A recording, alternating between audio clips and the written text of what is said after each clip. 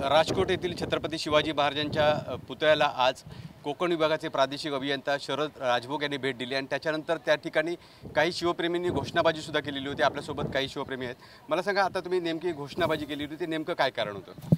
या ठिकाणी वेळोवेळी होणारा भ्रष्टाचार, छत्रपती शिवरायांच्या नावाखाली कामांमध्ये खाला जाणारा मलिंदा, आताचं सरकार असेल, आताचं ठेकेदारांच्या माध्यमातून तो मलिंदा खायचा आणि त्याच्यावर आपलं घर चालवायचं असंच म्हणावं लागेल।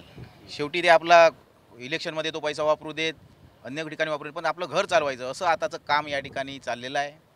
ज्या छत्रपतींनी संपूर्ण जगाला ताट मानेनं जगायला शिकवलं, त्या छत्रपतींच्या स्मारकाच्या भोवताली किंवा स्मारकाबाबत अशा पद्धतीचे वारंवार भ्रष्टाचार होणं आणि त्या भ्रष्टाचारातून उकळलेला पैसा या ठिकाणी आपल्यासाठी खर्च करणं याच्यासारखं दुर्दैव कोणतं नाही।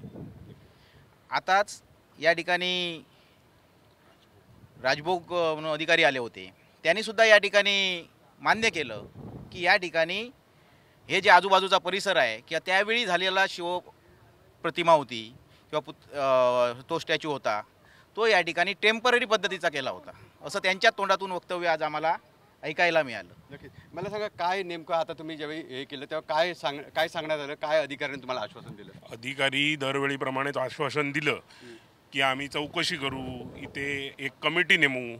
हे मागच्या वेळी पण झालं, पण जी काही लोकांची फसवणूक होते, मागच्या वेळी पण लोकांना फसवणूक अशी करण्यात आली होती की जो पुतळा छत्रपती शिवाजी महाराजांचा पुतळा पडला, त्या पुतळ्यावेळी जी चौकशी केलेली होती त्याचा कुठे थांगपत्ताही नाही। आणि पुन्हा असे वारंवार या पुतळ्याबाबत ज्या घटना घडत आहेत त्यांची चौकशी करून आम्हाला लोकांची फसवणूकच केली जात आहे। कारण मागच्या चौकशीचं राहिलं बाजूला, इथे शिवसृष्टी आणणार सांगतायत आणि वारंवार एवढा निधी दिला तेवढा निधी दिला, पण तो खरंच त्या पद्धतीचं काम होतं आहे की नाही याची शाश्वती ते देत असतील आणि तसं साजेसं स्मारक महाराजांचं उभं झालं। कारण ह्याच्यात मागे बघितलं तर 350-400 वर्षापूर्वीचा आमचा मला सांगा, अगदी थोडक्यात सांगा की घाई गडबडीत उद्घाटन केलं अशा पद्धतीचा आरोप सुद्धा तुम्ही केलात?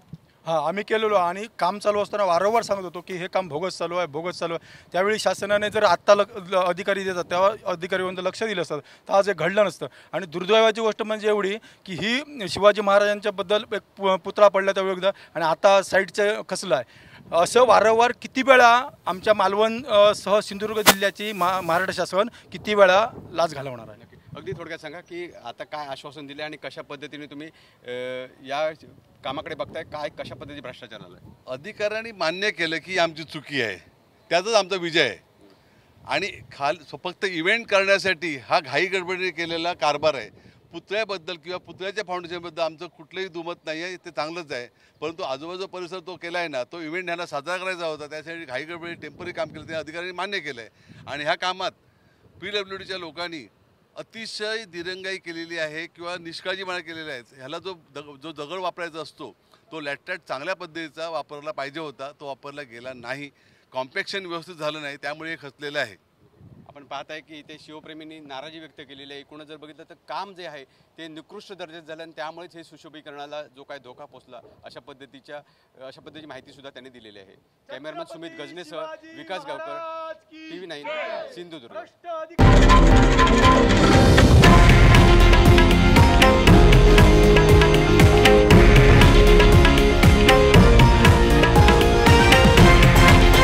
हे आहे देशातील नंबर 1 न्यूज नेटवर्क आणि आपण पाहत आहात TV9 मराठी, एकमेव।